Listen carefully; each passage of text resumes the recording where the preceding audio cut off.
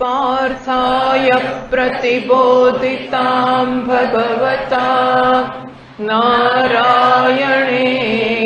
स्वयं व्यासेन ग्रथितां पुराणमुनिना मध्ये महाभारतम् अद्वैतामृतवर्षिणीं भगवतीम् अष्टादशाध्यायिनीम् अम्ब त्वामनुसन्दधामि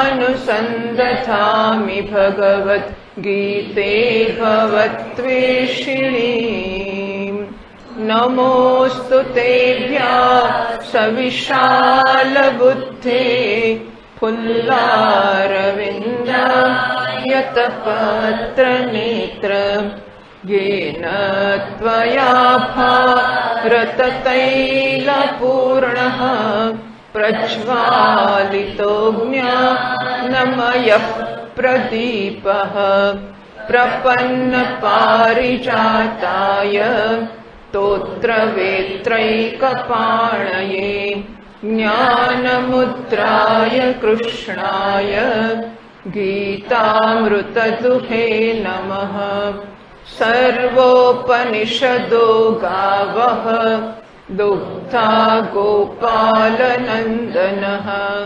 पार्थो वत्सः सुधीर्भोक्ता दुग्धं गीतामृतं महत् वसुदेवसुतं देवं कंसचाणूरमर्दनम् देवकी परमानन्दम् कृष्णं वन्दे जगद्गुरुम् भीष्मद्रोणतटा जयद्रथजला गान्धारनीलोत्पला शल्यग्राहवती कृपेण वहने कर्णेन वेलाकुला अश्वत्थामविकर्णघोरमकरा दुर्योधनावर्तिनी सोत्तीर्णा खलु पाण्डवैरणनदी कैवर्तकः केशवः पाराशर्यवचः सरोजममलम् गीतार्थगन्धोत्कटम् नानाख्यानककेसरं हरिकथा सम्बोधनाबोधितम् लोके सज्जन षट्पदैरहरहः पेपीयमानं मुदा भूयात् भारत पंकजं कलिमलप्रध्वंसि न श्रेयसे मूकं करोति वाचालं पङ्गुल्लङ्घयते गिरिं यत्कृपातमहं वन्दे परमानन्दमाधवम् यं ब्रह्मा वरुणेन्द्ररुद्रमरुतः स्तुन्वन्ति देव्यैस्तवैः वेदैः साङ्गपदक्रमोपनिषदैः गायन्ति यं सामगाः ध्यानावस्थिततद्गतेन मनसा पश्यन्ति यं योगिनः यस्यान्तं न विदुःसुरासुरगणाः देवाय तस्मै नमः।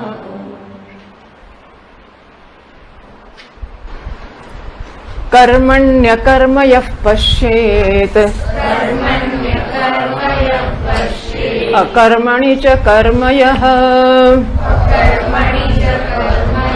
स बुद्धिमान् मनुष्येषु स युक्तः कृत्स्नकर्मकृत्।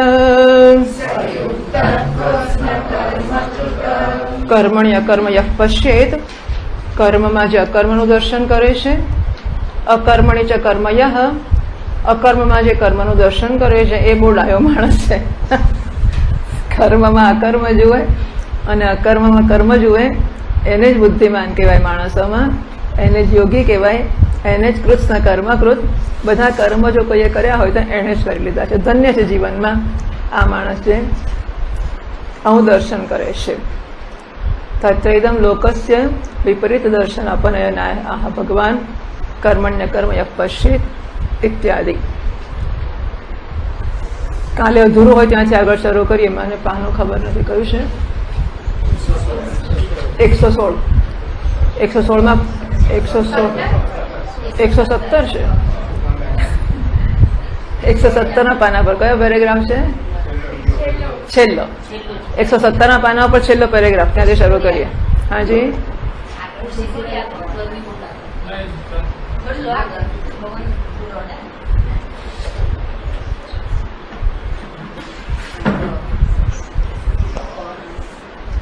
अत्र च कर्म कर्म एव सत् कार्यकरण आश्रयम् कर्मरहिते अविक्रिये आत्मनि सर्वैः अध्यस्तम् यतः पंडितः अपि अहं करोमि इति मन्यते. આ વિષયમાં એવું છે કે કર્મ તો કર્મ જ છે. એ ક્યાં છે? કાર્યકરણ આશ્રયમ. કાર્યકરણનો આશ્રય એવી આ જે ઉપાધિ કે આ શરીર છે, એ શરીરમાં આ કર્મ રહેલું છે.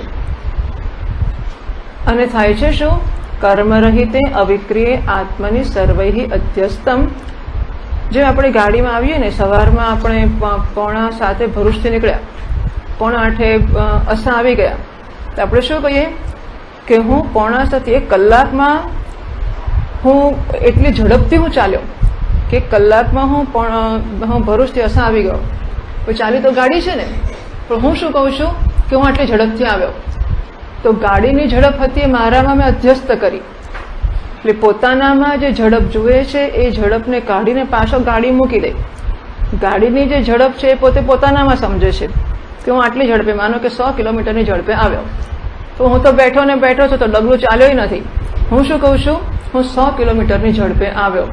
તો ગાડીની ઝડપ જે છે એ માણસ પોતાનામાં જોતો હતો, એને પાછો કહે છે કે તારામાં જે ઝડપ જુએ છે ને એ તો ગાડીમાં જો. તો કે ખરેખર એવું નથી કે મારી ઝડપ મારી ગાડીમાં જોવાની છે. ગાડીની ઝડપ હતી જેને હું મારામાં જોતો હતો, એને પાછો હું ગાડીમાં જોઉં. એમ શરીરમાં રહેલી પ્રવૃત્તિ છે. એટલે જેવી રીતે શરીરનું વાહન ગાડી છે, એમ હું આત્માનું વાહન આ શરીર છે. બરાબર? શરીરનું વાહન ગાડી છે, આત્માનું વાહન શરીર છે. એટલે ગાડીનો જેમ એની પ્રવૃત્તિનો અધ્યાસ કે કલ્પના કે ભ્રાંતિ હું મારામાં કરું છું, એમ શરીરની પ્રવૃત્તિઓનો અધ્યાસ કે ભ્રાંતિ હું મારામાં આત્મામાં કરું છું. એટલે કહ્યું કે બધા જ લોકો કર્મ કર્મ જ છે, એ સંઘાતમાં કે શરીરમાં જ રહેલું છે. અને હું જે છું એ કર્મ વગરનો અવિક્રિય એવો આત્મા છું. બધા પેલા શરીરની પ્રવૃત્તિનો આત્મા ઉપર અધ્યાસ એટલે કલ્પના કરે છે. અને માટે શું થાય છે? યતઃ પંડિતોપી અહં કરોમિતિ મન્યતે. કે પાછો હું પંડિત છું અને શું કે 100 કિલોમીટરની ઝડપે આવ્યો. હું પંડિત 100 કિલોમીટરની ઝડપે આવ્યો. એટલે પંડિત તો ચાલેલો ખરો કે ચાલ્યો નતો, પણ આવ્યો 100 કિલોમીટરની ઝડપે. તેવું તો હતું હશે, કારણ કે પંડિત જેવો પંડિત પણ ગાડીની ઝડપનો પોતાના પર આરોપ કરે છે, એમ શરીરની પ્રવૃત્તિઓનો અવિક્રિય આત્મા ઉપર આરોપ કરે છે. અતઃ આત્મસમવેતતયા સર્વલોક પ્રસિદ્ધે કર્મણી નદીકૂલસ્થેષુ ઇવ વૃક્ષેષુ ગતિઃ પ્રાતિલોમ્યેન અકર્મ કર્મ અભાવમ યથા ભૂતમ ગતિ અભાવમ ઇવ વૃક્ષેષુ યઃ પશ્યેત અકર્મણિ ચ કાર્યકરણ વ્યાપાર ઉપરમે કર્મવત આત્મને અધ્યારોપિતે તૂષ્ણીમકુર્વन् સુખમાસે ઇતિ અહંકાર અભિસંધિહેતુત્વાत् તસ્મિन् અકર્મણિ ચ કર્મ યઃ પશ્યેત. આથી આત્મસમવેતતયા, આત્મસમવેત એટલે આત્મા સાથે જે હંમેશા જોડાયેલું છે, ઇન્હેરન્ટ કે નિત્ય સંબંધી, આત્મા સાથે હંમેશા જોડાયેલું હોવાને કારણે સર્વલોક પ્રસિદ્ધ કર્મણી. હવે એવું છે કોઈ ગાડી વગર ફરતો જ નથી.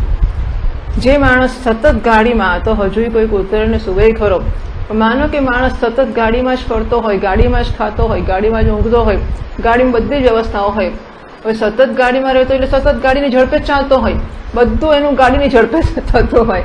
એટલે એ માણસને હંમેશા એવું જ લાગે કે હું આ ઝડપ જ મારી છે, મારી ખાવાની ઝડપ, ચાલવાનું મારું જે કંઈ છે ને બધું નિત્ય સમવેત તયા. એટલે મારી સાથે ગાડી હંમેશા જોડાયેલી છે. જેમ ચશ્મા હોય, ડેન્ચર હોય ને, આ બધી વસ્તુઓ છે બહારની પણ સતત જોડાયેલી હોય. એટલે ચશ્મા એટલે હું ને હું એટલે ચશ્મા. ચશ્માનું તૂટવું એટલે મારું તૂટવું. ચશ્મા તૂટે એમ હું જોતો બંધ થઈ જાઉં. ચશ્મા તૂટે એમ તારે શું છે કે ચશ્મા તૂટે પણ જોતો હું બંધ થઈ ગયો. હિયરિંગ એડ એ જતી રહી હું સાંભળતો બંધ થઈ ગયો. ડેન્ચર ગયું હું ખાતો બંધ થઈ ગયો. જે આ બધી વસ્તુઓ આગંતુક છે કે બહારની છે, છતાં આપણે એને આપણા પર આરોપ કરીને એના ગુણોને આપણા ગુણો માનીએ છીએ. એમ શરીરના ગુણોને, કારણ કે શરીર હંમેશા આત્મા જોડે જોડાયેલું જ રહે છે. એટલા માટે હું એવું સમજુ છું, આત્મસમવેતતયા સર્વલોક પ્રસિદ્ધ કર્મણી. આત્મા જાણે, સાથે જાણે કે હંમેશા જોડાયેલું જ હોય, એવી રીતે સર્વ લોકોમાં જે પ્રસિદ્ધ છે એવા કર્મમાં, અગેઇન કર્મમાં એટલે કર્મનેહ સપ્તમીનો દ્વિતીયા કરવો. નદી કુલસ્થેષુ એવા વૃક્ષેષુ ગતિ પ્રાતિલોમ્ય ન. નાવડીમાં બેઠા હોઈએ અથવા ગાડીમાં, વખત ગાડીઓનો રિવાજ ઓછો હશે તો નાવડીનો દાખલો આપતા હશે, પણ આપણે વાહનમાં બેઠા હોઈએ, આપણે આ દિશામાં જતા હોઈએ તો પેલા બધા વૃક્ષો અને પર્વતો છે એ બીજી દિશામાં ગતિ કરતા હોય એવા દેખાય છે. નદી કુલ, કુલ એટલે કિનારો. નદી કુલસ્થેષુ ઇવ, નદીના કિનારે રહેલા હોય, વૃક્ષેષુ એ વૃક્ષોમાં, ગતિહિ પ્રાતિલોમ્યેન અકર્મ એનાથી ઉલટું આપણને ગતિ દેખાતી હોય તો કર્મમાં જે અકર્મ જુએ છે, અકર્મમાં કર્મ જુએ છે, તો અકર્મ એવા આત્મામાં, શરીરમાં રહેલા કર્મોને જે જુએ છે. કેવી રીતે? અને અકર્મમાં કર્મ, અકર્મમાં કર્મ એટલે આત્મામાં જે કર્મને જુએ છે, શરીરમાં રહેલા. અને નદી કુલસ્થેષુ, નદીના કોલે કે નદીના કિનારે રહેલા પર્વતો જે ગતિ વગરના હતા એમાં ગતિ દેખાતી હતી, એ ગતિમાં જે અગતિ જુએ છે. તે આપણે આરોપ કરીને જે ગતિ જોતા હતા, વૃક્ષેષુ ગતિહિ પ્રાતિલોમ્યન એટલે કે ઉલટા ક્રમથી, અકર્મ કર્મ અભાવમ, એમાં અકર્મ એટલે કે કર્મના અભાવને જુએ છે. યથાભૂતમ ગતિ અભાવમ ઇવ, એ ગતિનો અભાવ એને કલ્પ્યો નથી, ખરેખર ગતિનો અભાવ જ હતો. યથાભૂતમ ગતિ અભાવમ ઇવ વૃક્ષેષુ યઃ પશ્યેત, આવું જે જુએ છે. અકર્મણી ચ કાર્યકરણ વ્યાપારોપરમે, અકર્મણી એટલે ઉપાધિના, પ્રવૃત્તિનો કે વ્યાપારનો જ્યારે ઉપરામ કે શાંતિ કરવામાં આવે છે ત્યારે કર્મવત આત્મને અધ્યારોપિતે તૂષ્ણીમ અકુર્વન, તૂષ્ણીમ અકુર્વન સુખમાસે ઇતિ અહંકાર અભિસંધિ હેતુત્વાદ તસ્મિન અકર્મણી ચ કર્મ યઃ પશ્યેત. ઉપાધિને શાંત કરે છે અને એ સમજે છે કે હું આત્મા શાંતિથી રહું છું, તો ઉપાધિની પ્રવૃત્તિમાં એની પ્રવૃત્તિ નહોતી, ઉપાધિની શાંતિમાં એની શાંતિ નહોતી. એટલું જ નહીં, ઉપાધિને શાંત કરવા રૂપી પ્રવૃત્તિ કરી કે હવે હું પ્રવૃત્તિ નહીં કરું. આમ ઉપાધિને શાંત કરવા રૂપી દેખીતી જે નિવૃત્તિ છે એમાં રહેલી પ્રવૃત્તિને, અકર્મમાં કર્મને જે જુએ છે. ય એવં કર્મ અકર્મ વિભાગજ્ઞઃ સહ બુદ્ધિમાન પંડિતઃ મનુષ્યેષુ સંયુક્તઃ યોગી કૃષ્ણકર્મ કૃચ્ચ સહ અશુભાત મોક્ષિતઃ કૃતકૃત્યો ભવતિ ઇત્યર્થઃ. એવં કર્મ અકર્મ વિભાગજ્ઞ, આવો જે કર્મ અને અકર્મનો વિભાગ જાણે છે, એટલે જ્યાં કર્મ દેખાય છે ત્યાં છે કે નથી, અને વાસ્તવમાં કર્મ ક્યાં છે. અકર્મ જ્યાં દેખાય છે ત્યાં છે કે નથી, વાસ્તવમાં ક્યાં છે. એટલે કર્મના અને અકર્મના સાચા સ્વભાવને જે જાણે છે તે બુદ્ધિમાન મનુષ્યમાં એ બુદ્ધિમાન છે, એ પંડિત છે, એ યોગી છે, એ કૃતકૃત્ય છે, કૃષ્ણ કર્મકૃત છે. યહ અશુભાત મોક્ષિતઃ, અશુભમાંથી મુક્ત કરાયેલો એ કૃતકૃત્ય થઈ જાય છે. કૃત્યમ કૃતમ યેન સહ કૃતકૃત્યઃ. કૃત્ય એટલે જીવનમાં જે કંઈ કરવા જેવું હતું એ બધું એના વડે થઈ ચૂક્યો છે, એ બધું કૃતકૃત્ય છે. આ પ્રકારે આ શ્લોકની એક રીતે વ્યાખ્યા કરવામાં આવી. કર્મણિ અકર્મયઃ પશ્યેત, અકર્મણિ ચ કર્મયઃ. કર્મ શરીરમાં રહેલું છે, એને જે આત્મામાં જોતો હતો અને પોતાને કર્મ કરનારો માનતો હતો, એને હવે જે સમજે છે કે ના ના ખરેખર હું અકર્મ છું, એટલે કર્મ દેખાતું હોય ખરેખર ઉપાધિથી, ત્યારે કહે છે કે ના હું કર્મ કરતો નથી. કર્મને જે અકર્મ જુએ છે. બીજું અકર્મને કર્મ જુએ છે, ઉપાધિ શાંત થાય એ સમજે છે કે હું શાંત થઈ ગયો છું. આવો અકર્મ દેખીતું છે ત્યારે સમજે છે કે ઉપાધિને શાંત કરવા રૂપી કર્મ આમાં થઈ રહ્યું છે. આમ અકર્મને જે કર્મ જુએ છે એ બુદ્ધિમાન છે વગેરે. આ એક પ્રકારની વ્યાખ્યા આ શ્લોકની આપવામાં આવી ભાષ્યકાર મહારાજ દ્વારા. હવે આગળ કહે છે અયમ શ્લોક અન્યથા વ્યાખ્યાત કૈશ્ચિત. તો કેટલાક વિદ્વાન લોકો છે એ આ શ્લોકની બીજી સમજ આપે છે. કૈશ્ચિત કેટલાક લોકો દ્વારા, અન્યથા વ્યાખ્યાત બીજી રીતે આ શ્લોક સમજાવવામાં આવ્યો છે. કથમ કેવી રીતે સમજાવે છે એ આવું કહે છે. નિત્યાનામ કિલ કર્મણામ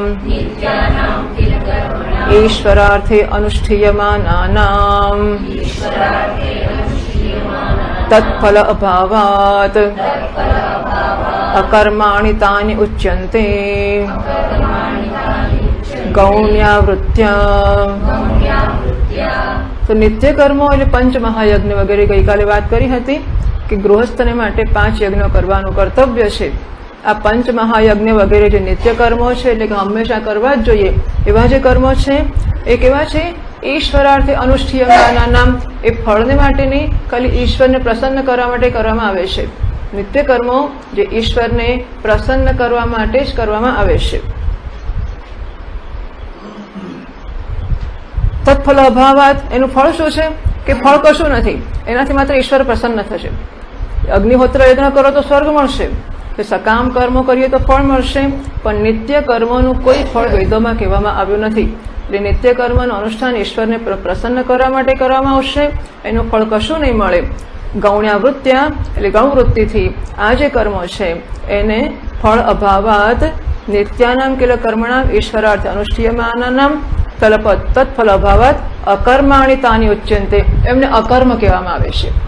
નિત્ય કર્મો જેનું કશું ફળ શાસ્ત્રમાં નથી કહ્યું અને ઈશ્વરને પ્રસન્ન કરવા માટે જે કરવામાં આવે છે એને અકર્મ કહેવામાં આવે છે. કેવી રીતે? ગૌણ વૃત્તિથી, મુખ્ય અર્થમાં નહીં પણ ગૌણ અર્થમાં એમને અકર્મ કહેવામાં આવે છે. તેષામ ચ અકરણમ અકર્મ. એટલે આ જે કર્મો છે નિત્ય કર્મો જેમનું કોઈ ફળ નથી પણ નિત્ય કરવાના છે એ કર્મોને અકર્મ કહેવામાં આવે છે. તેષામ ચ અકરણમ, એ નિત્ય કર્મો ન કરવા એ અકર્મ છે. બરાબર? નિત્ય કર્મો ન કરવા એ અકર્મ છે. તચ્ચ પ્રત્યવાય ફલત્વાત કર્મ ઉચ્યતે ગૌણ્યા એવ વૃત્યા. તો નિત્ય કર્મો ઈશ્વરને માટે કરવામાં આવે છે એને અકર્મ કહે છે. અને તેષામ ચ અકરણમ અકર્મ, એમનું જે ન કરવું એવું અકર્મ છે એને કર્મ કહે છે. નિત્ય કર્મોને કરવા એને અકર્મ કહે છે, નિત્ય કર્મોને ન કરવા એને કર્મ કહે છે. નિત્ય કર્મને કરવા એને અકર્મ કેમ કહે છે? કારણ કે નિત્ય કર્મોનું કોઈ ફળ કહેવામાં આવ્યું નથી. ફળ આપે તો જ કર્મ કહેવાય, ફળ ના આપે તો કર્મ કેવી રીતે કહેવાય? એટલે નિત્ય કર્મો છે એ અકર્મ છે કારણ કે એમનું કોઈ ફળ નથી. નિત્ય કર્મો ન કરવા એ અકર્મ છે, પણ અકર્મ હોવા છતાં એમને કર્મ કહેવા. કેમ? કારણ કે અકર્મ છે, કશું કરવાનું નહીં, પણ નહીં કરીએ તો પાપ લાગશે, પ્રત્યવાય થશે, એમણે ફળ આપ્યું માટે એને કર્મ કહેવા. નિત્ય કર્મો કરવા એને અકર્મ કહેવા કારણ કે ફળ નથી. નિત્ય કર્મો ના કરવા એને કર્મ કહેવા, એ કારણ કે એનું ફળ છે. એવા કર્મો છે કારણ કે પ્રત્યવાય રૂપી પાપ લાગશે. વૈદિક કર્મો જો કરીએ તો ફળ ના મળે, પણ ના કરીએ તો પાપ લાગે. તત્ર નિત્યે કર્મણિ અકર્મ યઃ પશ્યેત ફલ અભાવાત યથા ધેનુઃ અપી ગૌઃ અગૌઃ ઉચ્યતે ક્ષીરાખ્યં ફલં ન પ્રયચ્છતિ ઇતિ તદ્વત. હવે ગાય હોય અને દૂધ ના આપતી હોય તેને ગાય કહેવાય. દૂધ માટે જ ગાય રાખ્યો ને કે અમે તો ગાય ખાસ વેચાતે લઈ આવ્યા. તમે આવે ને એટલે 5 ગાય આશ્રમમાં આવી ગઈ, પછી દૂધ આવે કે નહીં ગાયનો, કે ના દૂધ તો નથી આપતી. હવે દૂધ ના આપતી હોય તેને ગાય કેવી રીતે કહેવાય? એટલે સામાન્ય રીતે ગાયને ગાય તો જ કહીએ આપણે કે ગાય પોતાનું ફળ આપે દૂધ આપવા રૂપી. ગાય જો દૂધ ના આપતી હોય, દૂધ રૂપી ફળ ના આપતી હોય તો આપણે એને અગૌઃ, આ ગાય નથી એવું કહીએ છીએ. એવી રીતે નિત્ય કર્મ ને કર્મ કહેવાય ક્યારે? જો ફળ આપે તો. નિત્ય કર્મ ફળ તો આપતું જ નથી, પછી એને કર્મ કેવી રીતે કહેવાય? તથા નિત્ય અકરણે તુ અકર્મણિ કર્મ યઃ પશ્યેત નરકાદિ પ્રત્યવાય ફલમ પ્રયચ્છતિ ઇતિ. એટલે સમજ કઈ થઈ? જે ફળ આપે એ કર્મ કહેવાય, ફળ ના આપે એ કર્મ ના કહેવાય. નિત્ય કર્મ ફળ નથી આપતું માટે કર્મ નથી, એને અકર્મ કહેવું. એટલે જેને લોકો કર્મ કહે છે એને અકર્મ કહેવું, અને નિત્ય કર્મનું ન કરવાનું છે એ અકર્મ છે, એને લોકો અકર્મ કહે છે, એને કર્મ કહેવું, કારણ કે ફળ આપે છે. એટલે ફળ આપે એને કર્મ કહેવાય, ફળ ના આપે એને અકર્મ કહેવાય. કયું ફળ આપશે? નરકાદિ પ્રત્યવાય ફલમ. નિત્ય નૈમિત્ય કર્મ નહીં કર્યું તો નરક આપશે, આવું પાપનું ફળ આપશે, માટે એને કર્મ કહેવું. આવું કેટલાક વિદ્વાનો માને છે. એટલે ભાષ્યકાર મહારાજ કોટ કરે છે કે કેટલાક વિદ્વાનો આવું માને છે. એને શું સમજવું? એટલે ભાષ્યકાર મહારાજ કહે છે ન એતત યુક્તમ વ્યાખ્યાનમ. આ વ્યાખ્યાન કંઈ યોગ્ય નથી. એવું છે કે ભાષ્યકાર મહારાજ કે દુનિયામાં જેટલા પક્ષો હોય એટલા લઈને એનો નિરાશ કરે એવું જરૂરી નથી હોતું, પરંતુ જે પક્ષ લોકોના મનમાં બહુ દૃઢ હોય અને એ દૃઢ હોય ત્યાં સુધી બીજા સાચા પક્ષને સ્વીકારી જ ના શકે. ગમે એટલું કંઈ પેલી અંદરની સમજ તો ખસે જ નહીં, એ એવી જ બેઠી હોય અને પછી એના ઉપર નવું સમજ્યા કરે. એટલે જૂનાના સંદર્ભમાં નવાને મૂલવવાનો પ્રયત્ન કરે પણ જૂનું તો ખસેડે જ નહીં. આવું હોય ત્યાં સુધી પછી નવાનો કંઈ લાભ નથી થઈ શકતો હોતો. એવા સંજોગોમાં જૂની વસ્તુને પકડી તેને ખસેડવાની જરૂર પડતી હોય છે. અથવા તો જે સમજવા માંગતા હોય એમના મનમાં પણ વહેલી મોડી આવી સમજ કાં તો પહેલેથી હોય કાં તો વચ્ચે ક્યાંક કાને પડી જાય અને એ એમનામાં વિક્ષેપ જન્માવી શકે. એવા સંજોગો હોય તો ભાષ્યકાર મહારાજ બહુ પ્રચલિત બીજા મતોનું ખંડન કરવાનો પ્રયત્ન કરતા હોય છે. એટલે એમણે કહ્યું કે આવું જે વ્યાખ્યાન છે કે નિત્ય કર્મ કરવા એ અકર્મ છે, નિત્ય કર્મ ન કરવા એ કર્મ છે, ન એતદ્યુક્તમ વ્યાખ્યાનમ. આ વ્યાખ્યાન યોગ્ય નથી. કેમ? एवं ज्ञानात् अशुभात् मोक्ष अनुपपत्तेः यज्ञात्वा मोक्षसे शुभादिति भगवता उक्तं वचनं बाध्येत. આજે તમે વ્યાખ્યાન કહો એ કંઈ બરોબર લાગતું નથી. કેમ? કારણ કે એવા જ્ઞાનથી અશુભાત મોક્ષ અનુપત્તે હે. આવું જ્ઞાન થાય કે નિત્ય કર્મ ને કરવું એ અકર્મ કહેવાય, નિત્ય કર્મ ના કરવું એ કર્મ કહેવાય. એ જ્ઞાનથી અશુભમાંથી મુક્ત થવાશે ખરું? કેવું તો ના થાય. પણ એવી શી જરૂર છે? તો કે ભગવાને કહ્યું છે યજ્ઞાત્વા મોક્ષ અશુભાત. ભગવાને કહ્યું છે કે આ જે જ્ઞાન છે એને જાણીને માણસ અશુભથી મુક્ત થશે. તમે જે વ્યાખ્યા આપી એનાથી કે અશુભથી મુક્ત થાય એવું લાગતું નથી. અને જો તમારી વ્યાખ્યા સ્વીકારીશું તો ભગવાનનું વચન છે એ ખોટું પડશે, બાધિત થશે. એવું વળી શી રીતે થશે? કથમ નિત્યાનામ અનુષ્ઠાનાત અશુભાત સ્યાત નામ મોક્ષણમ ન તો તેષામ ફલ અભાવ જ્ઞાનાત. નિત્યાનામ અનુષ્ઠાનાત. નિત્ય કર્મો કરીએ તો શું થાય? અશુભાત સ્યાત નામ મોક્ષણમ. શાસ્ત્રોએ કહ્યું કે નિત્ય નૈમિત્તિક કર્મો કરશો તો એનાથી અશુભમાંથી મુક્તિ થશે. બરાબર? નિત્ય કર્મો કરવાથી અશુભથી મુક્તિ થશે એવું શાસ્ત્રોએ કહ્યું છે. ન તો તેષામ ફલ અભાવ જ્ઞાનાત. એવું નથી કહ્યું કે નિત્ય કર્મોનું ફળ નથી એવું તમે જાણશો એટલે મોક્ષ થશે, નિત્ય કર્મો કરશો એટલે મોક્ષ થશે એવું કહ્યું છે. નિત્ય કર્મનું ફળ નથી એવું જાણશો માટે મોક્ષ થશે એવું તો કશે કહ્યું નથી. નહીં નિત્યાનામ ફલ અભાવ જ્ઞાનમ અશુભ મુક્તિ ફલત્વેન ચોદિતમ નિત્ય કર્મ જ્ઞાનમ નિત્યાનામ ફલ અભાવ જ્ઞાનમ નિત્ય કર્મોના ફળના અભાવનું જ્ઞાન છે. એ અશુભમાંથી મુક્તિરૂપી ફળ આપનારું છે માટે એ કરવું જોઈએ એવું તો કોઈ જગ્યાએ શાસ્ત્રમાં ચોદના કે વિધિ નથી. નિત્ય કર્મ જ્ઞાનમમાં નિત્ય કર્મનું જ્ઞાન કે નિત્ય કર્મના કરવાનો ફળ નથી એવું જ્ઞાન એની કોઈ જગ્યાએ વિધિ કરવામાં આવ્યો નથી. વેદમાં યથા તરત શોકમ આત્મવિદ ઇત્યાદિ આત્મજ્ઞાનમ શોક તારકત્વેન ચોદિતમ તદ્વત. તો તરત શોકમ આત્મવિદ એવું શાસ્ત્રોએ કહ્યું છે એમ કહેવા દ્વારા શોકની મુક્તિ માટે આત્મજ્ઞાન પ્રાપ્ત કરવું એવું વિધાન સમજાય છે, પરંતુ નિત્ય કર્મનું ફળ નથી એવું જ્ઞાન મેળવવું જોઈએ મોક્ષ માટે એવું વિધાન કોઈ જગ્યાએ શાસ્ત્રોમાં મળતું નથી.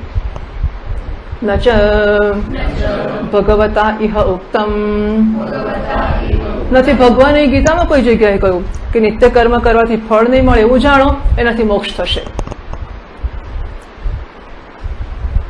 એતેન અકર્મણિ કર્મ દર્શનમ પ્રત્યુક્તમ નહીં અકર્મણિ કર્મ ઇતિ દર્શનમ કર્તવ્યતયા ઇહ ચોદ્યતે નિત્યસ્ય તુ કર્તવ્યતા માત્રમ. તેમણે બતાવ્યું કે નિત્ય કર્મ છે એને કરવા એને અકર્મ સમજવું કારણ કે એનું ફળ નથી એવા જ્ઞાનથી મોક્ષ થશે એવું જો તમે માનતા હોય તે વાત ખોટી છે. એનો જવાબ આપ્યો એમાં એ જવાબ પણ આવી ગયો કે નિત્ય કર્મ ન કરવા એની વિધાન છે એનાથી નિત્ય કર્મ ન કરવા એ અકર્મ છે એને કર્મ જોવું કારણ કે એનું ફળ છે એ વાતનો પણ જવાબ મળી ગયો, સમજી લેવું જોઈએ. અકર્મણી કર્મ દર્શનમ અકર્મ એટલે કે નિત્ય કર્મ ન કરવા રૂપી જે અકર્મ છે એમાં ફળ છે માટે કર્મ તરીકે જોવું એનો જવાબ પણ આવી ગયો. પ્રત્યુક્તમ એવું સમજવું. નહીં અકર્મણી કર્મ એટલે દર્શનમ અકર્મ એટલે કે નિત્ય કર્મ ન કરવા એ કર્મ છે એવા દર્શનને પણ અહીં એવું કરવું જોઈએ એવો કોઈ વિધાન અહીં દેખાતું નથી. નિત્ય છે તું કર્તવ્યતા માત્રમ નિત્ય કર્મ કરવા જોઈએ એટલું જ કહ્યું છે. નિત્ય કર્મનું ફળ નથી એવું જાણવું જોઈએ અથવા નિત્ય કર્મ ન કરવા એનું ફળ છે એવું જાણવું જોઈએ એનાથી મોક્ષ થશે એવું ક્યાંય કહ્યું નથી. અહીં તો ગુરુ કર્મ એવા તસ્માત્મ નિત્ય કર્મ કર એટલું જ કહ્યું છે. ન ચ અકરણાત નિત્યસ્ય પ્રત્યવાયો ભવતિ ઇતિ વિજ્ઞાનાત કિંચિત ફલમ સ્યાત. અકરણાત નિત્યસ્ય એટલે કે નિત્યસ્ય કર્મણ અકરણાત નિત્ય કર્મ ન કરવાથી પ્રત્યવાયો ભવતિ એટલે કે પાપ લાગે છે ઇતિ વિજ્ઞાનાત એવું જાણવાથી કશું ફળ મળતું નથી. નિત્ય કર્મ ન કરવાથી નરકમાં જવારૂપી પાપ લાગે છે એવું જાણીશું એ જાણવાથી શું થશે? કશું થવાનું નથી. નાપી નિત્ય અકરણમ જ્ઞેયત્વેન ચોદિતમ અને વળી નિત્ય કર્મ ન કરવા એવું જાણવું જોઈએ એની પણ કોઈ વિધાન નથી.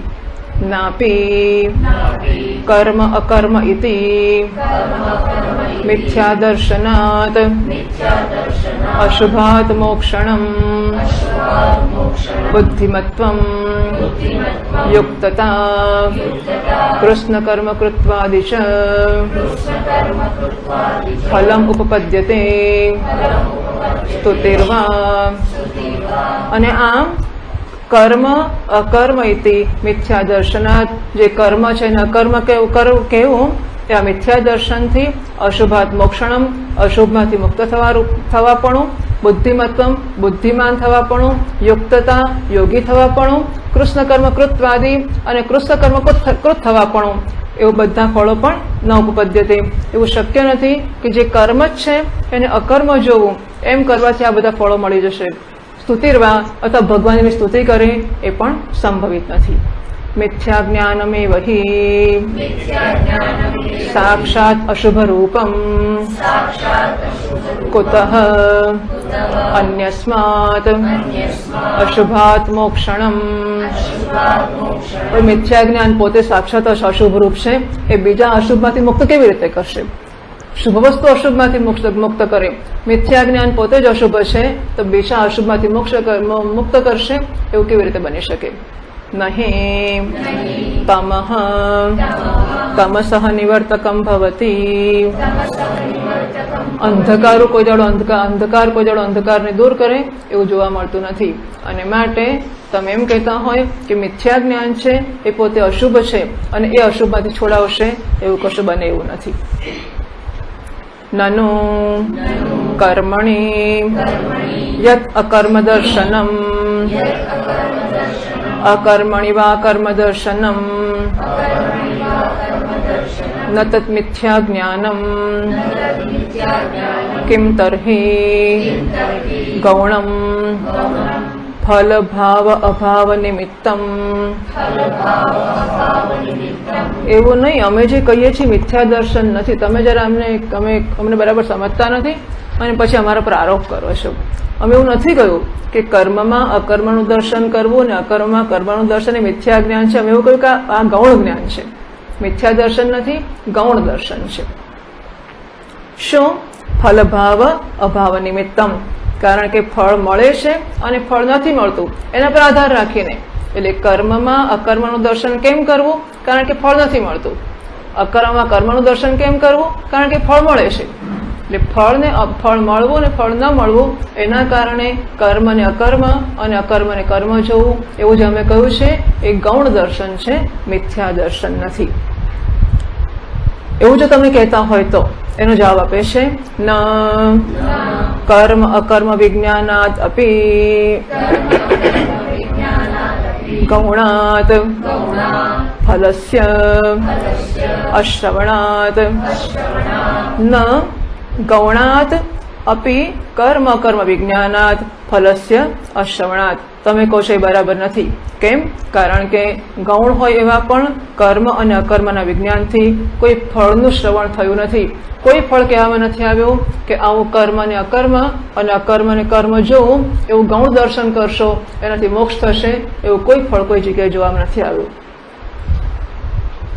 મિથ્યા જ્ઞાનવત ગૌણ જ્ઞાનેપી અશુભ મોક્ષણ રૂપ ફલભાવ તુલ્ય હૈવ। જે મિથ્યા જ્ઞાનથી અશુભમાંથી મુક્ત ના થવાય એમ ગૌણ જ્ઞાનથી પણ અશુભમાંથી મુક્ત ના થવાય। નાપી શ્રુતહાનિ અશ્રુત પરિકલ્પનયા કશ્ચિદ વિશેષો લભ્યતે। તો શ્રુતહાનિ, શ્રુતિમાં જે કહ્યું છે કે ભગવાને ગીતામાં જે કહ્યું છે એ તો છોડી દેવું। ભગવાને સ્પષ્ટ કહ્યું છે કર્મણિ અકર્મયઃ પશ્યેત અકર્મણિ ચ કર્મયઃ, એનો જે સાચો અર્થ થાય છે જે અમે બતાવ્યો છે એ તો છોડી દેવાનો। શ્રુતહાનિ જે કહ્યું છે એ છોડવું, અશ્રુત પરિકલ્પના અને જે નથી કહ્યું એની કલ્પના કરવી, એનાથી કોઈ વિશેષ પ્રકારનો લાભ થતો હોતો નથી। કોઈ કારણ હોય કે પાણી લાવ એમ કહ્યું આપણને કે પાણી લાવ, તો આપણે પાણી લાવ કે એટલે શું લાવવાનું? પાણી જ લાવવાનું।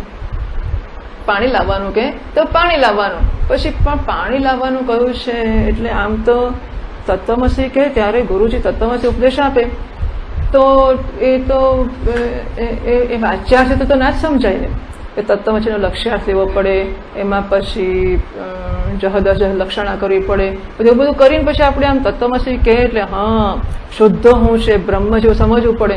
તો પાણી લાવ કે તો પાણી જ કયું હશે કે પાણીમાં કંઈક બીજું કયું હશે? હવે એવું જે પાણી કયું જ છે, ભાઈ જમવા બેઠા છે ને તરસ લાગી છે ને પાણી પીવું છે, પણ પાણી લાવે એમ કીધું તો સીધું પાણી જ લાવો ને, બીજું શું કરો વિચારો છો? પછી કોઈક રીતે પાણી ના લાગવું પડતું હોય, સૈંધવમ આનય એવું જો કયું હોય, સૈંધવ એટલે સિંધુમાં બને છે તે, એવું સૈંધવમ આનય એવું કયું, તો ત્યારે શું લાવવાનું? સિંધુમાં બે વસ્તુ બને છે, એક તો સિંધુ જે મીઠું તરીકે ખાઈએ છીએ સિંધવ એ પણ, અને સિંધુ પ્રદેશમાં ઘોડાઓ પણ જાતવાન હોય છે। તો સૈંધવમ આનય એવું કે ત્યારે ઘોડો લાવવાનો કે મીઠું લાવવાનું? શું લાવવાનું? તો માણસ બહાર જવા તૈયાર થઈને આમ તલવાર બાંધીને ઉભો છે અને સૈંધવમ આનય કે તો મીઠાનું પડીકું લાવીને મૂકીએ તો ના ચાલે પછી, અને જમવા બેઠો અને સૈંધવમ આનય કે તો ઘોડો લાવીએ તો ના ચાલે। એટલે ક્યારે એને શું જોઈએ છે સમજીને એ અર્થમાં લાવવું પડે ને. તો જે કહે છે તમે જમવા બેઠો છે માણસ કહે છે ભાઈ સિંધવ લાવો, એવું કહે છે તો સીધો સિંધવ લઈ આવો ને. સિંધુ પ્રદેશમાં થનારો ઘોડો એવું શું કામ? કારણ કે સિંધવનો સામાન્ય વ્યવહારમાં રૂઢ કે પ્રચલિત અર્થ છે એ તો મીઠું જ છે. તો જમવા બેઠો જ છે અને મીઠા રૂપી સિંધવનો વાચ્યાર્થ સીધે સીધો લાગુ પડે જ છે. ત્યારે પછી લક્ષ્યાર્થ કરીને લાંબુ કરવાની કોઈ જરૂર નથી. સિંધવ કહ્યું એટલે સિંધવ જ લાવો. એમ અત્યારે શ્રુતહાનિ અશ્રુત પરિકલ્પના સીધો સીધો અર્થ જે કહ્યો છે એને છોડવો અને જે નથી કહ્યો એની કલ્પના કરવી એવું થશે. એમ કરવાથી કોઈ લાભ નથી. જો લાભ હોય કે ઘોડો લાવવાથી એને જવા મદદ થતી હોય તો ભલે સીધો અર્થ છોડી દો અને બીજો અર્થ કરો. અહીં એવું કરવાનો કોઈ લાભ નથી. સ્વશબ્દેનાપી શક્યમ વક્તુમ નિત્યકર્મણામ ફલમ નાસ્તિ અકરણાચ્ચ તેષામ નરકપાત સ્યાત ઇતિ. અને ભગવાને જો આવું જ કેવું હોત તો વાંકો જોકો કરવાની શી જરૂર હતી? સીધું ના કહી શક્યા હોત. સ્વશબ્દેનાપી શક્યમ વક્તુમ, ભગવાનના પોતાના શબ્દોથી પણ કહેવાનું શક્ય છે. શું? નિત્ય કર્મણામ ફલમ નાસ્તિ, નિત્ય કર્મનું ફળ નથી. નિત્ય કર્મ ને અકર્મ જુઓ, કારણ કે એનું ફળ નથી. હવે આવી તકલીફ એ પણ લે કે એમને પણ વિચારીને અઘરું અઘરું કહેવું પડે અને પાછા આપણે વિચારવું પડે કે કર્મ ને અકર્મ એવું બધું શું કરવા. તો ભગવાન સીધે સીધે એવું ના કહી દે કે નિત્ય કર્મનું ફળ નથી, પૂરું થઈ ગયું. અને બીજું એટલે આ કર્મ ને અકર્મ જોવાનું. અકર્મ ને કર્મ જુઓ તો કે છે અકરણાચ્ચ તેષામ નરકપાત સ્યાત, નિત્ય કર્મ નહીં કરો તો નરક મળશે. એવું સીધું ના આપણે ભગવાનને કહેતા. એમણે કર્મણ્ય કર્મ યઃ પશ્યેત અકર્મણ્ય ચ કર્મ યઃ, આવું કહેવાની શી જરૂર પડત? તત્ર વ્યાજેન પરવ્યામોહરૂપેણ કર્મણ્ય કર્મ યઃ પશ્યેદ ઇત્યાદિના કિમ તત્ર એવં વ્યાચક્ષાણેન ભગવતા ઉક્તમ વાક્યમ લોકવ્યામોહાર્થમિતિ વ્યક્તમ કલ્પિતમ સ્યાત. આમ ભગવાન સીધે સીધું કહી શકતા હતા કે નિત્ય કર્મનું ફળ નથી, નિત્ય કર્મ ન કરવાથી નરકપાત રૂપી ફળ મળે છે. એવું સીધું કહી શકાતું હોવા છતાં પણ વ્યાજેના એટલે કોઈકના બહાને કોઈક વસ્તુ કહેવી એવું કહેવા દ્વારા પરવ્યામોહ રૂપેણ જે બીજાને મોહિત કરનારું છે. બિચારો શ્રદ્ધાપૂર્વક સાંભળવા બેઠો છે ને કે કર્મ ને અકર્મ જો ને અકર્મ ને કર્મ જો, એમ થાય કે ભગવાન શું કહેતા હશે કોણ જાણે. નિત્ય કર્મો કરવાના એ હવે નહીં કરવાના. નિત્ય કર્મો પહેલા હું તો નહોતો કરતો, અમારે શું કરવાનું? એટલે પરવ્યામોહ રૂપેણ ભગવાન કોઈક રીતે એકના બહાનામાં બીજું કહેવા માંગતા હોય ઓઠા હેઠળ અને એનાથી બીજા મોહિત થઈ જતા હોય કે કર્મણ્ય કર્મ યઃ પશ્યેત વગેરે. કેમ એવું કરવાની શી જરૂર છે? તત્ર એવં વ્યાચક્ષાણેન ભગવતા ઉક્તમ વાક્યમ. આમ આવું પ્રકારનું કહી રહેલા ભગવાન વડે જે વાક્ય કહેવાયું છે તે લોકવ્યામોહાર્થમ, ભગવાન લોકોને ખરેખર છેતરવા કે મોહિત કરવા જ માંગે છે એવું સ્પષ્ટમ વ્યક્તમ કલ્પિતમ સ્યાત. એટલે વ્યક્તમ કલ્પિતમ સ્પષ્ટમ કલ્પિતમ સ્યાત, તો સ્પષ્ટ એવી જ કલ્પના કરવી પડત કે ભગવાન લોકોને છેતરવા કે મોહિત કરવા માંગે છે. ન ચેતત છદ્મરૂપેણ વાક્યેન રક્ષણીયમ વસ્તુ નાપી શબ્દાંતરેણ પુનઃ પુનઃ ઉચ્યમાનમ સુબોધમ સ્યાત ઇતિ એવં વક્તુમ યુક્તમ. તો આવું ભગવાન છદ્મરૂપેણ એટલે કે કશાકના ઢાંકવાને માટે બીજું કયું હોય.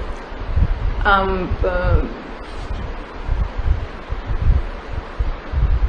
સૂર્યના છદ્મમાં ભગવાન ખરેખર આપ શંકરાચાર્ય બિરાજમાન છો. અહિમામ શ્રીવાત્ર વિભાસી ગુરુ, તો સૂર્યના રૂપમાં ભગવાન આપ જ છો. તો આપ સીધે સીધા ગુરુ તરીકે આવી શકો છો. સૂર્યનો વેશ લઈને આવવાની શી જરૂર છે? એમ છદ્મરૂપેણ એટલે લોકો છેતરાઈ જાય એવા રૂપવાળું જે વાક્ય છે એના દ્વારા એવું કરવું ક્યારે પડે કે કંઈક સાચવવાનું, કશુંક છુપાવવાનું હોય તો એવું કરવું પડે કે બધા ના સાંભળી જાય. આપણે આમ કંઈક એવી પેલા ચર્ચાવાળી ભાષા બોલતા હતા એક જમાનામાં, તો અત્યારે કદાચ આ છોકરા ના જાણતો, પહેલાના જમાનામાં બહુ રિવાજ હતો, હમણાં ઘણા વખતે સાંભળવા નથી મળતું. તો શા માટે એવું કે પેલા મહેમાન આવ્યા છે એને ના જાણવા દેવું હોય અને ઘરમાં ખાંડ ખૂટી ગઈ હોય અને કેવું હોય કે ખાંડ લઈ આવો, ચા તો શેની કરીશું, ખાંડ જ નથી. એમ કંઈક સાચવવાનું હોય તો આપણે એવી જુદી ભાષામાં કંઈક કહીએ, તો ભગવાનને એવું કશું છુપાવવાનું નથી કે છુપાવીને સાચવવાનું નથી. રક્ષણીય વસ્તુ ના, કોઈ રક્ષણ કરવા જેવી વસ્તુ તો છે જ નહીં. નાપી શબ્દાંતર રક્ષણીય વસ્તુ ભગવાન હિ ગુહ્યમ વસ્તુ શિષ્યાય અર્જુનાય પ્રકટયિતુમ એવ પ્રવૃત્ત. ભગવાન તો ગુહ્ય વસ્તુ છે, શિષ્ય અર્જુન પ્રત્યે પ્રગટ કરવા માટે જ અત્યારે કામ કરી રહ્યા છે. ન તો ગોપ્યમ કંચિત અર્થમ ગોપયિતુમ, કોઈ છુપાવવા વાળી વસ્તુને છુપાવવા બેઠા નથી ભગવાન. ભગવાન તો રહસ્યની વસ્તુ છે એ અર્જુન સામે ખુલ્લી કરવા બેઠા છે. તસ્માદિહ નાસ્તિ ભગવતઃ ગોપ્યાર્થ યદ ગોપનાય છદ્મ વાક્યમ પ્રયુંજિત. માટે ભગવાનને અહીં કશું છુપાવવાનું નથી, જે છુપાવવાનું અને કહેવું બધા બેઠા જ છે. શું થાય કે ઘણીવાર કોઈક માણસ મળવા આવ્યો અને જેને મળવા આવ્યું છે તે, અને જે મળવા આવ્યું છે એટલે જે મળવા આવ્યો છે અને જેને મળવા આવ્યું છે એ બે બેસવાનું હોય, બીજા 2-4 જણા બેસી જાય જોડે જોડે. એટલે પેલા બિચારા ગૂંચવાય કે ભાઈ ખાસ આપણે કેટલે દૂરથી વાત કરવા આવ્યા છે અને પાછા આપણાથી કહેવાય એકદમ બહાર જતા. એટલે આવું કશુંક હોય ત્યારે બીજાની હાજરી હોય અને એને ના કહેવું હોય પણ કોઈકને કહેવું જ હોય, એવું હોય ત્યારે છુપાવીને પછી આપણે બીજી રીતે કહેવું પડે. હવે અહીં ભગવાનને એવું કશું છે નહીં જે કહેવા માટે એમણે છદ્મ વાક્યનો પ્રયોગ કરવો પડે. નાપી શબ્દાંતરેણ પુનઃ પુનઃ ઉચ્યમાનમ સુબોધમ સ્યાદિત્યમ વક્તમ વ્યક્તમ. અથવા એમ કહો કે ભગવાન એકની એક વસ્તુ છે ને અનેક રીતે કહેવા માંગે છે. કઈ વસ્તુ? કે નિત્ય કર્મ કરવાથી કશું ફળ નહીં મળે અને ન કરવાથી નરક મળશે. ભગવાન શું કહેવા માંગે છે કે નિત્ય કર્મ કરવાથી કંઈ ફળ નહીં મળે, નિત્ય કર્મ ન કરવાથી નરક મળશે. આ વસ્તુ બહુ મહાન છે, બહુ મહત્વની છે અને સમજાવવી અઘરી છે. માટે ભગવાન અનેક પ્રકારે કહે છે. એમાં એક પ્રકાર આ છે કર્મણ્ય કર્મયઃ પશ્યેત અકર્મણ્ય ચ કર્મયઃ. તો આ કંઈ એવી મહાન વસ્તુ નથી અને જેને ફરી ફરી કહેવામાં આવે ત્યારે સમજાશે, એટલા માટે ભગવાન આવી રીતે કહેવી પડે. કર્મણ્યેવ અધિકારસ્તે ઇત્યત્ર હિ સ્ફુટતરઃ ઉક્તઃ અર્થઃ ન પુનર્વક્તવ્યો ભવતિ. આમ તો ભગવાન સ્પષ્ટ કહી ગયા છે કર્મણ્યવાધિકારસ્તેમાં ફલેશુ કદાચન, તારો કર્મ અધિકાર છે ને અર્જુન તું કર્મ કર, એવું ભગવાન કહી જ ગયા છે. પછી હવે આમ ગોળ ગોળ ફેરવીને જાતનું કરવાની શી જરૂર છે? ન પુનર્વક્તવ્યો ભવતિ, ફરીથી એને કહેવાની કોઈ જરૂર નથી. સર્વત્ર ચ પ્રશસ્તમ બોદ્ધવ્યમ ચ કર્તવ્યમ એવ ન નિષ્પ્રયોજનમ બોદ્ધવ્યમ ઇત્યુચ્યતે. બધી જગ્યાએ કર્તવ્યમ એવ પ્રશસ્તમ બોદ્ધવ્યમ ચ. હંમેશા જે કર્તવ્ય હોય એની સ્તુતિ કરવામાં આવે અને એને જ જાણવાનો વિષય તરીકે કહેવામાં આવે. જે કર્તવ્ય હોય તે નિષ્પ્રયોજનમ બોદ્ધવ્યમ, જેનું કશું પ્રયોજન નથી એને જાણવું જોઈએ એવું તો કહેવામાં નથી આવતું હતું. ન ચ મિથ્યા જ્ઞાનમ બોદ્ધવ્યમ ભવતિ તત્પ્રત્યુપસ્થાપિતમ ચ અવસ્થા આભાસમ. જુદું છે ન ચ મિથ્યા જ્ઞાનમ. ઓકે. મિથ્યા જ્ઞાનમ બોદ્ધવ્યમ ભવતિ. તો મિથ્યા જ્ઞાન કે જાણવા જેવી વસ્તુ ના હોય કોઈ વાર, અથવા તો એને જે જન્મ આવ્યો છે મિથ્યા જ્ઞાન અથવા મિથ્યા જ્ઞાન દ્વારા જે સમજ જન્મે પ્રત્યુપસ્થાપિતમ ચ અવસ્થા આભાસમ અથવા વા વસ્તુ આભાસમ, એવો પણ પાઠ છે. તત્પ્રત્યુપસ્થાપિતમ વા વસ્તુ આભાસમ. એટલે મિથ્યા જ્ઞાનથી વસ્તુનો આભાસ કે બ્રહ્મનો આભાસ જન્મે એ પણ કંઈ કહેવાનું અહીં ઈચ્છિત ના હોઈ શકે. નાપી નિત્યાનામ અકરણાત અભાવાત પ્રત્યવાય ઉત્પત્તિઃ નાસતો વિદ્યતે ભાવઃ ઇતિ વચનાત કથમ અસતઃ સજ્જાયેત ઇતિ ચ દર્શિતમ. અને બીજું, આ તો નિત્ય કર્મ ન કરવાથી પાપ લાગશે એવું તમે જે કહ્યું એ સ્વીકારીને અમે વાત કરીએ છીએ. નિત્ય કર્મ ન કરવાથી પાપ લાગશે માટે નિત્ય કર્મના ન કરવાને કર્મ તરીકે જો પાપરૂપે ફળ મળશે માટે એવું તમે જે કહ્યું હતું એ બરોબર નથી. એ અમે સ્વીકારીને ચાલ્યા કે નિત્ય કર્મ ન કરવાથી પાપ લાગશે. ખરી વાત એવી છે કે નિત્ય કર્મ ન કરવાનું કોઈ ફળ હોય જ ના શકે. નિત્ય કર્મ ન કરવું એટલે કશું ના કરવું, એટલે અભાવ. તો અભાવમાંથી ભાવ કેવી રીતે જન્મે? ના સત વિદ્યતે ભાવ, જે અસત છે એનો ભાવ ક્યારેય હોય જ નહીં. ઉપનિષદમાં પણ કહ્યું છે કથમ અસત અસત જાયેત, અસતમાંથી સત જન્મે કેવી રીતે? માટી હોય તો માટીમાંથી ઘડો જન્મે, પણ માટી ના હોય તો ઘડો જન્મે કેવી રીતે? એટલે વસ્તુ કશાકમાંથી કશુંક જન્મે, પણ શૂન્યમાંથી. અત્યારે કશું નથી, ઘડો જન્મી જાય એમાંથી? ના જન્મે. માટી હોય તો માટીમાંથી ઘડો જન્મે. માટે અસતમાંથી સત ના જન્મી શકે તો કર્મ ન કરવા રૂપી કર્મનો જે અભાવ છે એ અભાવમાંથી ફળ જન્મે નરક રૂપી. નરક જેવું નરક એ અભાવમાંથી તો ના જ જન્મે. અભાવમાંથી સ્વર્ગ તો ના જ જન્મે, અભાવમાંથી નરક પણ ના જન્મે, અભાવમાંથી કશું જન્મી શકે જ નહીં. ના સત વિદ્યતે ભાવ ગીતામાં પણ કહ્યું, ઉપનિષદ પણ કહે છે કથમ અસત અસત જાયેત, અસતમાંથી સત જન્મે કેવી રીતે?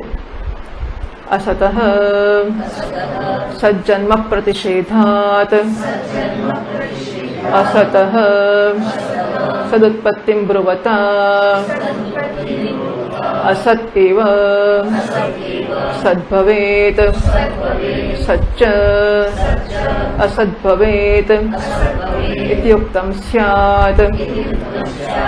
असतમાંથી સત ન, અસત એટલે ન હોવા, પણ નોન એક્ઝિસ્ટન્ટ. સત એટલે એક્ઝિસ્ટન્ટ.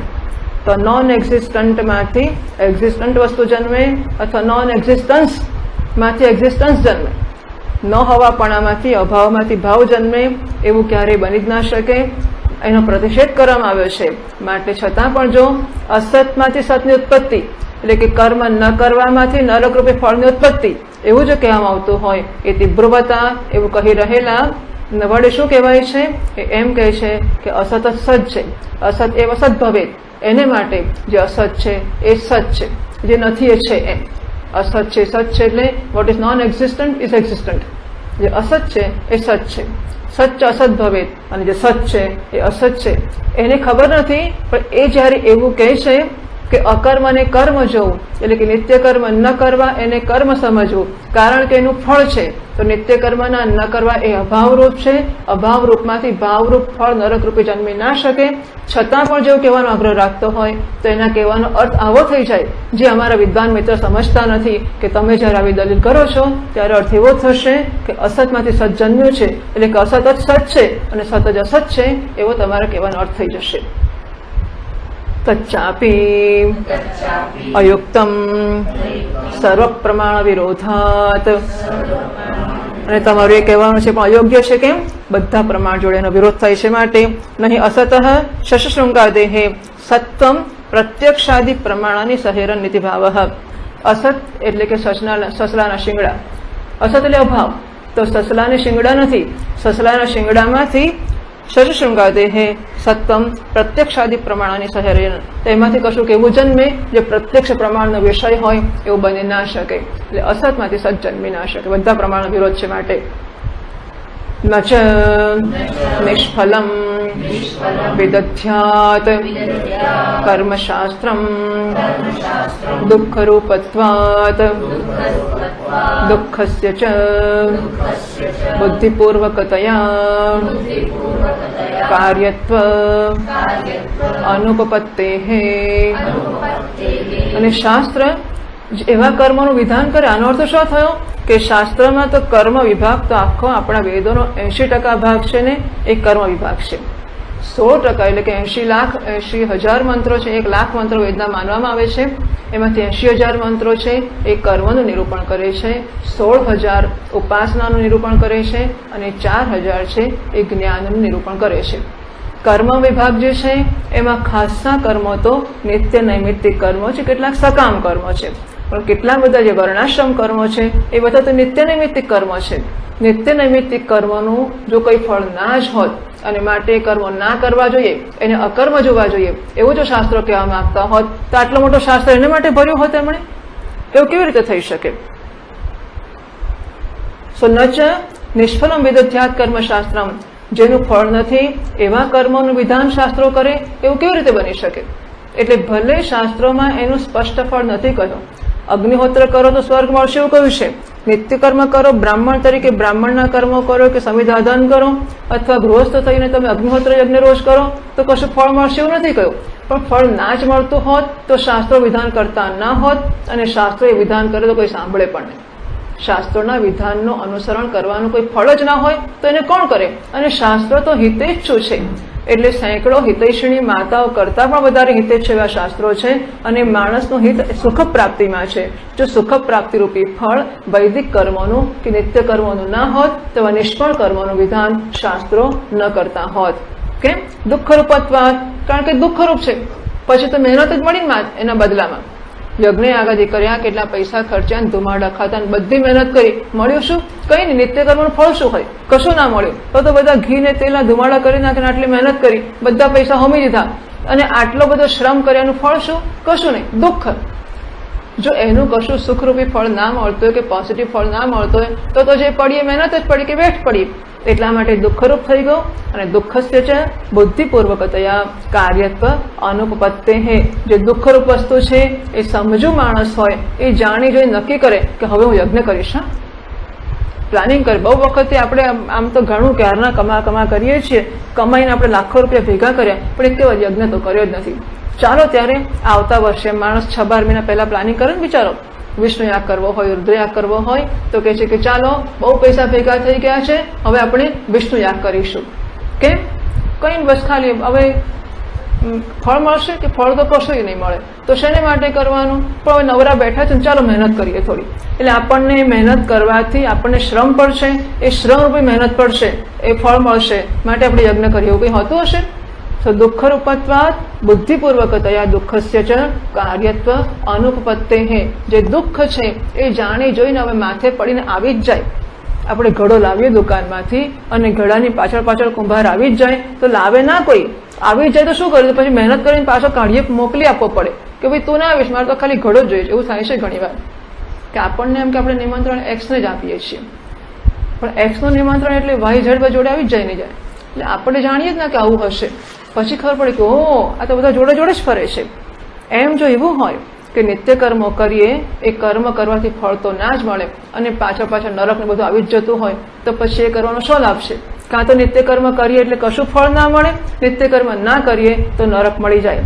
હવે દુઃખરૂપ વાળી વસ્તુ હોય તો બુદ્ધિવાળો જે માણસ છે એ જાણી જોઈને કે સમજીને તો આમાં નાશ પડે. ભૂલમાં કોઈ ધક્કો મારીને પડે જુદી વાત છે, પણ વિચાર કરીને તો નાશ પડે. તદ અકરણે ચ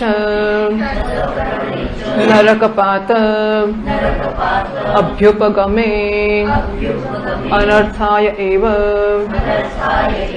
ઉભયથાપી કરણે અકરણે ચ શાસ્ત્રમ નિષ્ફલમ કલ્પિતમ સ્યાત. હવે જો આ નિત્યકર્મ ના કરીએ તો નરકપાત થાય. નિત્ય કર્મ કરીએ તો ખાલી મહેનત ધુમાડો ફળમાં મળે, બીજું કશું ના મળે. નિત્ય કર્મ ના કરીએ તો નરક મળે. હવે આવા નિત્ય કર્મોનું વર્ણન તો વેદોના કેટલા મંત્રોએ કર્યું. વેદોનો અડધો ભાગ આમાં રોકાઈ ગયો. નિત્ય કર્મ કરશો તો કશું નહીં મળે, એવા નિત્ય કર્મોનું વર્ણન કર્યું લાંબુ. બ્રાહ્મણ્યા નિત્ય કર્મ કરવા, ગૃહસ્થ્યા કરવા, ક્ષત્રિયા કરવા, આમ નિત્ય કર્મોનું વર્ણન કર્યું જેનું કોઈ ફળ નથી. એટલું જ નહીં, નિત્ય કર્મોનું વર્ણન કર્યું જે ના કરશો તો નરક મળશે. આવું જો હોય તો અકરણે ચ નરકપાત અભ્યુપગમે, આવું જો સ્વીકારીએ તો અનર્થાય એવ ઉભયથાપી કરણે અકરણે ચ શાસ્ત્રમ. તો પછી એવું થયું કે આ શાસ્ત્ર બધી રીતે એ કરો તોય નુકસાન છે, કારણ કે મહેનત પડશે ને ફળ નહીં મળે. ના કરો તો નરક મળશે. તો શાસ્ત્રનું શું ફળ છે કે અનર્થ માટે શાસ્ત્ર છે. એટલે નિષ્ફલમ કલ્પિતમ સ્યાત. તો શાસ્ત્ર આવું છે એવું નિષ્ફળ છે એવું તમે કલ્પ્યું કે વિચાર્યું એવો અર્થ થશે. સ્વાભ્યુપગમ વિરોધશ્ચ નિત્યમ નિષ્ફલમ કર્મ ઇત્યભ્યુપગમ્ય મોક્ષફલાય એતિ બ્રુવતઃ. વળી પોતાના સિદ્ધાંતનો વિરોધ થશે. શાસ્ત્ર કે ગીતા કે વેદો જે સિદ્ધાંત લઈને ચાલી રહ્યા છે એ સ્વાભ્યુપગમ એટલે પોતે જે સ્વીકાર્યું છે એનો પણ વિરોધ થશે. કેવી રીતે? નિત્યમ કર્મ નિષ્ફલમ. એમના કહેવાનો અર્થ એવો થયો જે પૂર્વ પક્ષ ચાલે છે કે જે બીજા કૈશ્ચિત બીજા કેટલાક પંડિતો છે એમનો મત ચાલી રહ્યો છે, એમના કહેવા પ્રમાણે નિત્યમ કર્મ નિષ્ફલમ, નિત્ય કર્મ ફળ વગરનું છે એવું જો સ્વીકારીએ તો. અને પાછા શું કહીએ કે વેદોમાં કહ્યું છે કે નિત્ય કર્મનું ફળ મોક્ષ છે. નિત્ય કર્મનું કોઈ ફળ લૌકિક ફળ નથી કહ્યું. જ્યારે સ્વર્ગાદી લૌકિક ફળ ના કહ્યું હોય ત્યારે એનું ફળ મોક્ષ છે એવું સ્વીકારવાનું શાસ્ત્રો કહે છે. તો સિદ્ધાંતનો શાસ્ત્રનો પોતાનો જ વિરોધ આવશે. એક બાજુ એમ કહો કે નિત્ય કર્મ અકર્મ છે કારણ કે ફળ નથી, બીજી બાજુ કહો કે નિત્ય કર્મ કરો એનાથી મોક્ષ મળશે. આ બંનેમાં વિરોધ થશે. તસ્માત યથાશ્રુતઃ એવ અર્થઃ કર્મણિ અકર્મ ઇત્યાદેઃ તથા ચ વ્યાખ્યાતઃ અસ્માભિઃ શ્લોકઃ. તસ્માત યથાશ્રુતાર્થ એવ અર્થઃ કર્મણ્ય કર્મ ઇત્યાદેઃ કર્મણ્ય કર્મ અપશ્યેત એવો જે શ્લોક કહેવામાં આવ્યો છે એનો અર્થ જેવો કહ્યો છે એવો જ છે. તમારે આમ તેમ ઊંધો ચૂતો કરીને જોવાની કશી જરૂર નથી. યસ્માત શબ્દાત યહ અર્થ વ્યાકરણ આદિના શબ્દ શક્ત્યા સિદ્ધ્યતિ. જે શબ્દથી જે અર્થ વ્યાકરણ વગેરેની મદદથી શબ્દ શક્તિથી એટલે કે એના વાચ્યાર્થથી સીધો સિદ્ધ થાય છે. તદ અવિરુદ્ધ ઇત્યર્થ એ શબ્દ સ્વીકારવો એ જ એનો અર્થ છે. ગૌણવૃત્ત્યાશ્રયણમ હિ અશ્રુતાર્થત્વે તસ્ય લિંગમ. ગૌણવૃત્તિનો આશ્રય ક્યારે લઈએ? જ્યારે એ અશ્રુત અર્થ ગણવો હોય ત્યારે યહ અર્થ અભિધાશક્ત્યા આયાતિ સ યથાશ્રુત.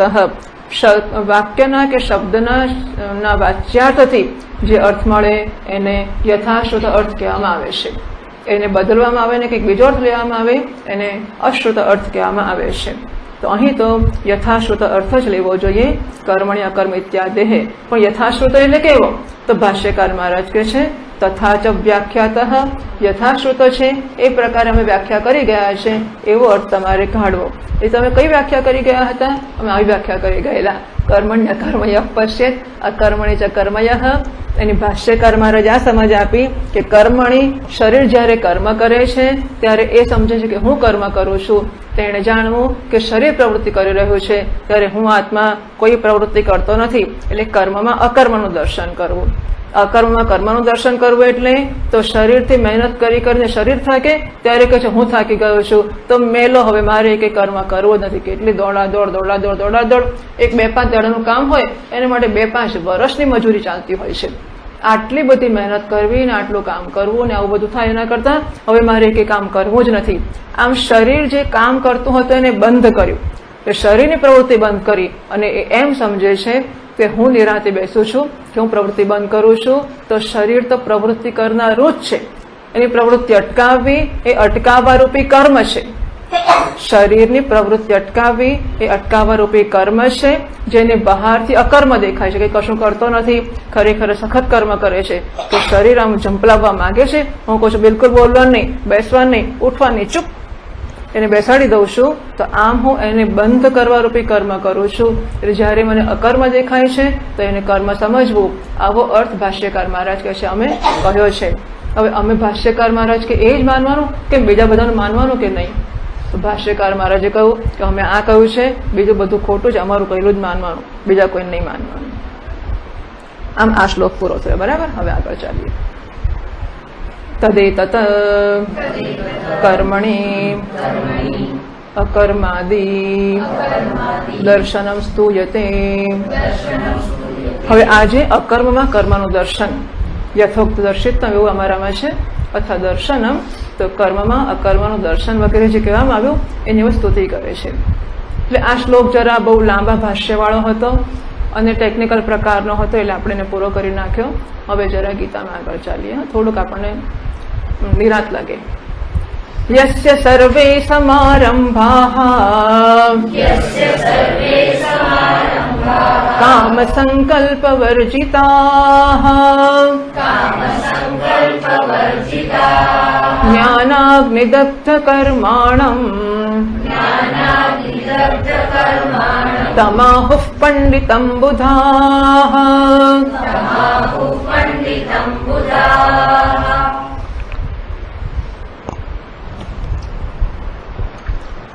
યસ્ય સર્વે સમારંભાઃ કામ સંકલ્પ વર્જિતાઃ.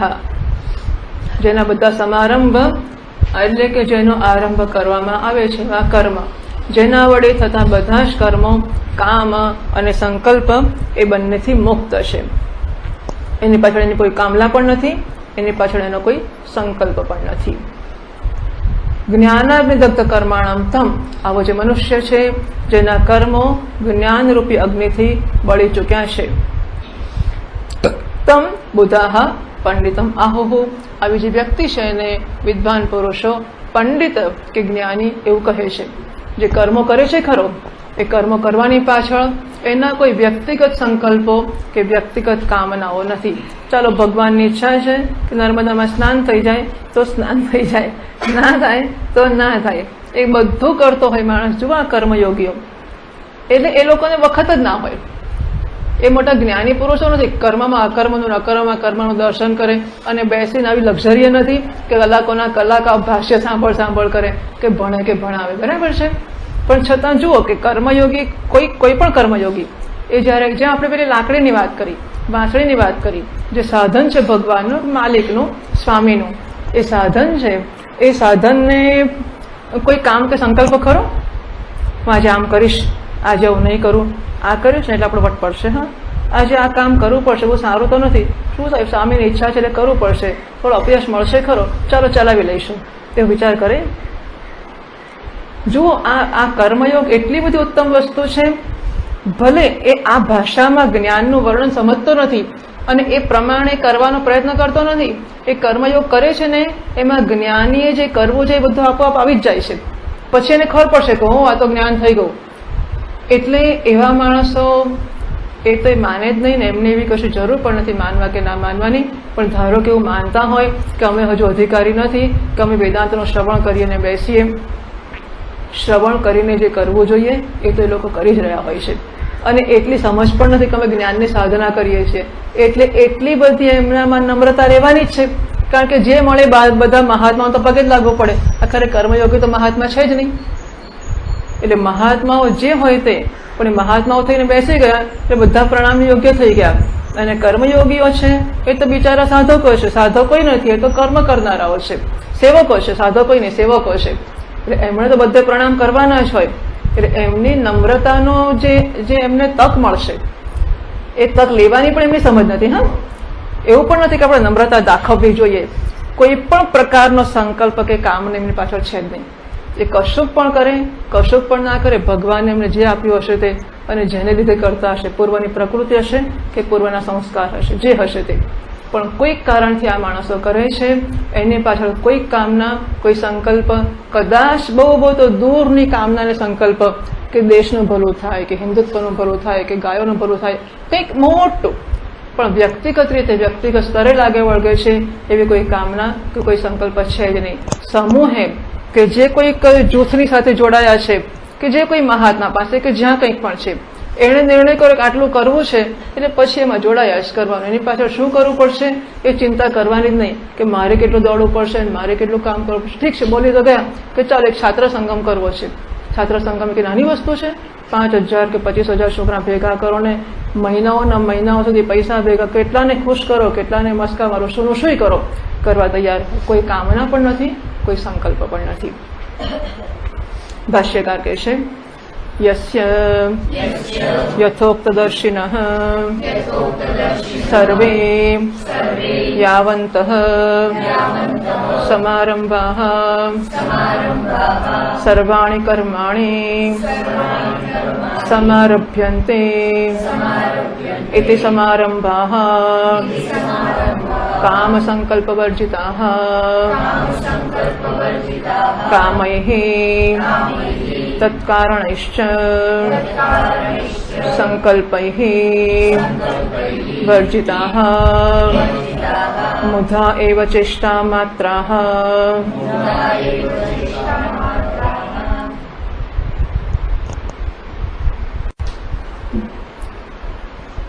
यस्य यथोक्तदर्शिनः सर्वे यावन्तः समारंभाः सर्वाणि कर्माणि.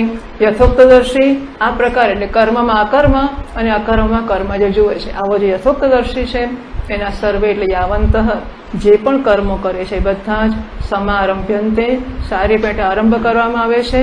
એનું નામ છે સમારંભ. કામ સંકલ્પ વર્જિતાઃ કામૈઃ તત્કારણૈશ્ચ સંકલ્પૈઃ વર્જિતાઃ. એ કામનાઓથી, અને કામના જન્મવાનું જે કારણ છે સંકલ્પ.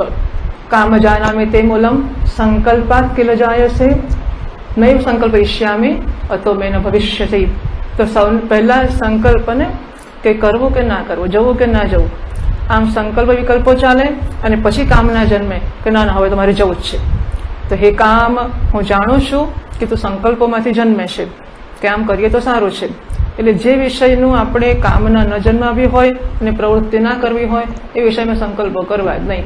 અને જોઈશું તો સંકલ્પો જન્મશે. એટલા માટે વિષયોના સંપર્કમાં આવવું જ નહીં. વિષયોના સંપર્કમાં આવીએ તો એમના વિશેની કામનાઓ, એમના વિશેના સંકલ્પ વિકલ્પો જન્મશે. પેલું સરસ હતું ને, કેવું પિક્ચર હતું, ગયા તો મજા તો આવી હતી. આમ તો હોટલમાં જવાની મારી ઈચ્છા જ નહીં, હું જવું જ નહીં, પણ બધા મિત્રોની ઈચ્છા હતી ને એટલે પછી હું ગયો. પણ ગયા તો ગમે તો ખરું, હા સારું લાગ્યું. એટલે ફરીથી કહે ત્યારે ના કહેવી નહીં. આપણે સામેથી ના કહીએ પણ કોઈ કહેતો તો ના જ કહેવાય ને, એમ કરીને જવાની ઈચ્છા થશે. એટલે થોડોક સંપર્ક થશે એ વિષયમાં, કરવું કે ના કરવું, જવું કે ના જવું, એવા સંકલ્પો ચાલશે. ધ્યાયતો વિષયાન પુંસઃ સંગસ્તેષુ ઉપજાયતે સંગાત સંજાયતે કામઃ.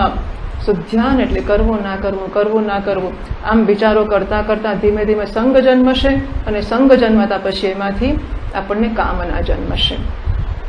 કામ સંકલ્પ એટલે કામના, અને એનું કારણ એવા સંકલ્પથી મુક્ત છે. મુધા એવ ચેષ્ટા માત્રા. નાનું બાળક સમજ્યા વગર ગાય આવે તો એને ખવડાવે, એમાં કોઈ પુણ્ય બુદ્ધિ નથી. અને એક બિલાડી આવે ને બીક લાગે તો ભાગી જાય, તો બિલાડી જોડે કોઈ એની દુષ્ટતાની બુદ્ધિ નથી કે વેર નથી. નાનું બાળક કશું સમજ્યા વગર કરે છે. મોટા માણસ સમજીને પણ એને પાપ કે પુણ્યનો કોઈ રસ છે જ નહીં. હા, ખરેખર મોક્ષે બી ફલે સંગમ ત્યક્વા. એટલે પહેલા તો ધર્મ અધર્મ કે પાપ પુણ્યથી મુક્ત થઈ ગયો છે. કર્મયોગ કેટલું મહાન કામ છે. કર્મયોગ કરનાર એવું જાણવાની છૂટ ખરી કે આ કરવાથી પાપ લાગશે કે પુણ્ય થશે? કર્મયોગીને પાપ પુણ્યની બુદ્ધિ જ નથી. ઉભા તમારી સેવા તો કરો, પેલા નદીએ નહીં આવું, કારણ કે અધિક મહિનો છે. એ પુણ્ય પહેલા થશે, પહેલા પુણ્ય કમાઈ લઉં પછી સેવા કરવા આવું છું. કર્મયોગી કરે કે ના કરે? કર્મયોગીને પુણ્ય કે પાપ દુનિયામાં એને કશું જ નથી. કર્મયોગીને હું તો સાધન છું, અહમ કરતા ઈશ્વરાય મૃત્યુવત કર્મ કરોમી. એને કોઈ પુણ્ય પાપની કે ધર્મ અધર્મની કે મોક્ષની કોઈ પ્રકારના ફળની કામના કે આકાંક્ષા કે ગણતરી જ નથી. He is just available. હું સાધન છું એવું પણ એ તો થોડું કર્તૃત્વ હોય ત્યારે હું સાધન છું, બાકી એની જાતે બધું સાધન તરીકે જેમ જેમ એની સામે રજૂઆત થયા કરે છે ભગવાન તરફથી, એમ એમ એ ભગવાનની ઈચ્છાઓને પૂરી કરે છે. મુધા ચેષ્ટા માત્ર. હા, એની પ્રવૃત્તિ છે માત્ર મુધા મિથ્યા ચેષ્ટાઓ સ્વરૂપની જ છે. ઓમ પૂર્ણમદ પૂર્ણમિદમ પૂર્ણાત પૂર્ણમુદચ્યતે પૂર્ણસ્ય પૂર્ણમાદાય પૂર્ણમેવાવશિષ્યતે. ઓમ શાંતિ શાંતિ શાંતિ. શંકરં શંકરાચાર્યં કેશવં બાદરાયણં સૂત્રભાષ્યકૃતૌ વંદે ભગવन्तૌ પુનઃ પુનઃ. ઈશ્વરો ગુરુરાત્મેતિ મૂર્તિભેદવિભાગિને વ્યોમવદ્વ્યાપ્તદેહાય દક્ષિણામૂર્તયે નમઃ. ઓમ શાંતિ શાંતિ શાંતિ. હરિ ઓમ. શ્રી ગુરુભ્યો નમઃ. હરિ ઓમ.